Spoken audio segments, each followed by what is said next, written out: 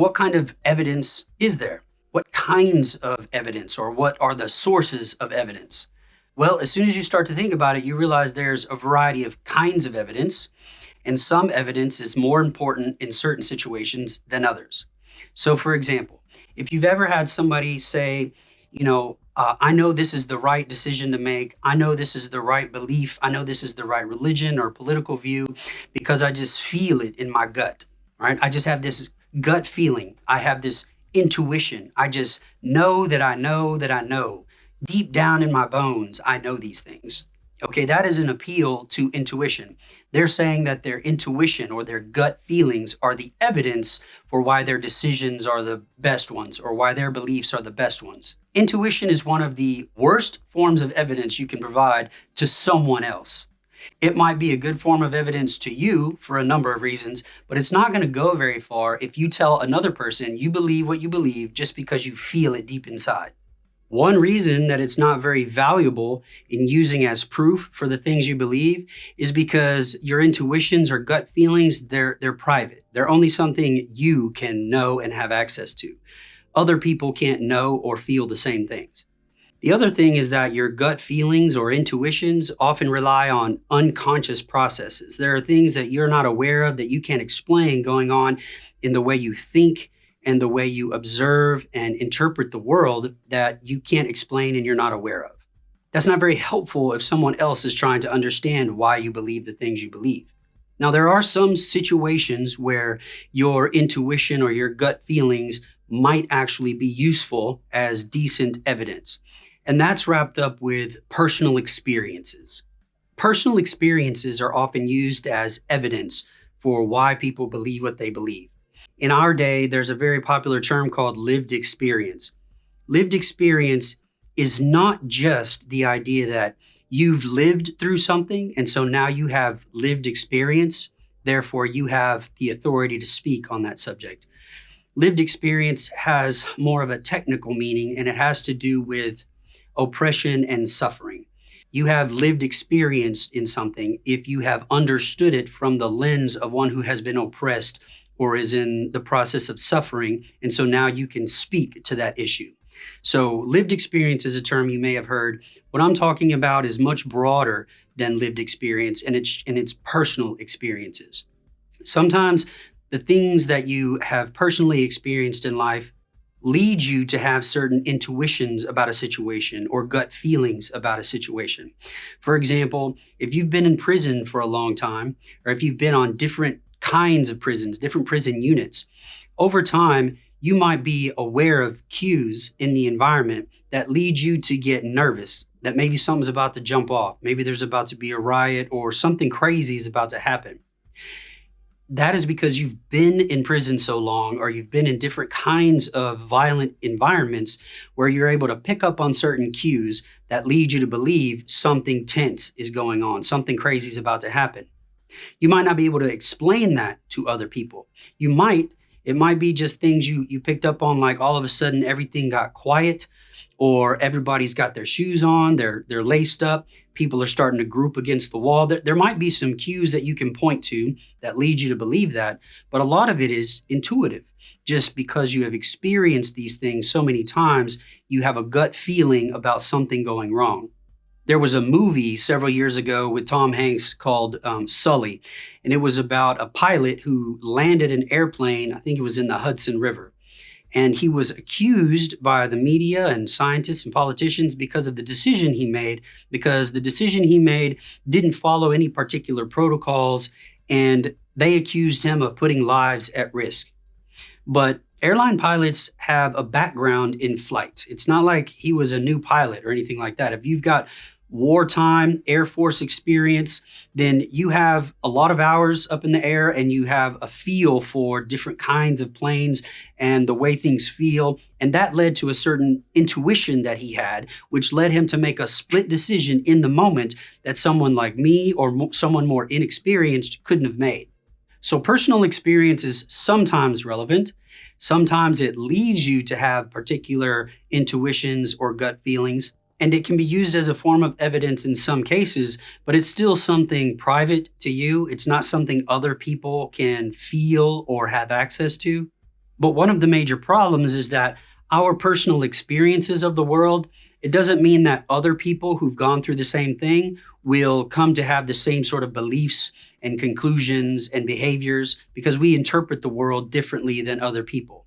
So sometimes we believe that because we've experienced something, that's how everyone else would experience it too. And that's just not the case. To assume that your experience is the same as everyone else's, and therefore you have the authority to speak for that population, is a fallacy. It's called a hasty generalization. Similar to this, your personal experiences might only lead us to understand what's possible in the world, but not very probable.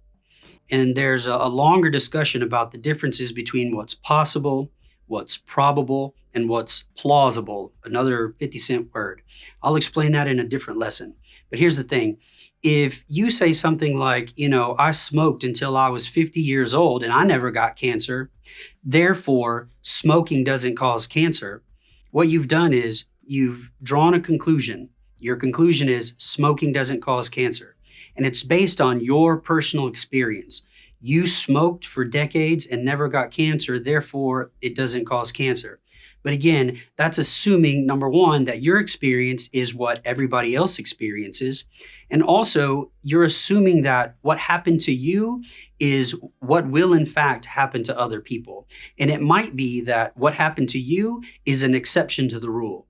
There's a video online, and actually there's a couple of videos online of people who have jumped out of airplanes with a faulty parachute and survived, right? I've seen two of them. One, a guy landed in some bushes. Another one, the guy hit the ground and broke a bunch of bones, but both of them survived. So if they were to say, well, I survived jumping out of an airplane with a faulty parachute, therefore parachutes aren't as important as we think, that would be ridiculous, because although it's possible that somebody can jump out of an airplane with a faulty parachute and survive, it's probably not probable. It's not likely. The fact that they survived a fall from an airplane with a faulty parachute was an exception to the rule. So personal experiences can sometimes be good evidence, but not all the time. And that's usually because your experiences might just indicate what's possible in the world, not what's probable and very likely to happen. Something similar to personal experience is personal testimonies or eyewitness observations. So if I tell you that this class is really easy, if I took a class in psychology and I said it's really easy, and then you go about and tell everybody that this class in psychology that's coming up next semester, it's easy because Brandon said it's easy. Well, my testimony is what we'll call it. My claim about the difficulty of that course doesn't necessarily translate to everyone else at all. Testimony is something that's important, for example, in a court of law, but immediately you realize that some testimony is more valid, more sound, more reliable than others, right? I mean, I don't have to elaborate very much on the fact that some people's testimony in a court of law is more reliable than others. If you're on trial, you're trying to get the best kinds of testimony you can get. Testimony from eyewitnesses is one of those very strong pieces of evidence that's often used in a court of law. But personal testimony and even eyewitness observations have flaws as well. That's another thing that's pretty obvious. Sometimes we think we see things that we don't, and sometimes we see things that we forget and we're not even aware of. This sort of thing is common in like automotive accidents, right? If people are witnesses to an automotive accident and you ask a bunch of people who actually witnessed it, you might actually get different statements from people depending on the angle from which they saw the wreck. In fact, investigators can actually determine whether or not somebody pushed the brakes before they made impact with another vehicle or an object. So for example, if you were the driver of a car and when the police came, you said, I hit my brakes, but they had already pulled out in front of me, they can tell whether or not that's true or not. And it's not necessarily that you're lying.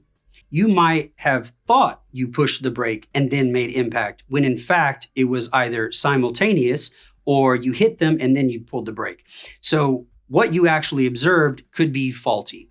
and what other people observe can be faulty. So eyewitness testimony is strong indicator of evidence, but sometimes it can be faulty. And it's not because the people are lying, they just thought they saw something when they really didn't. This sort of thing has been proven repeatedly in psychological studies. So it's nothing new.